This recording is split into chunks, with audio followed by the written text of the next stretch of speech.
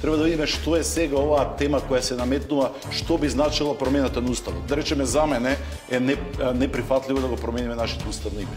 Затоа што тоа го користиме тоа е за внатрешна потреба и името на нашата држава е Република Македонија. Но во секој случај, ако има подготвеност и кај опозицијата, ако има подготвеност во пошироката наша јавност, ние да понудиме решение во уставот, да не бегаме од тоа, да обезбедиме двотретинска поддршка, она што ќе го договориме да биде дел од уставот како име за меѓународна потреба. Илузијата наша дека ние ќе поминиме со договор во кој ќе замениме само меѓународната потреба, мислам дека е невозможно. Зошто? Затоа што веќе тоа го има.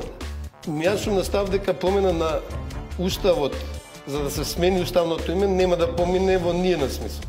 ВМРО-ДПМН долго користеше на флоскула, нема да дозволиме да се промени уставот за да се промени уставното име. И сега тука ја гледаме на игра на зборови. Значи уставот може да се смени, за да се смени нешто друго, а то не е уставното име. Значи толкувањето за некоја меѓузона би било дали во уставот може да се регулира меѓународното име.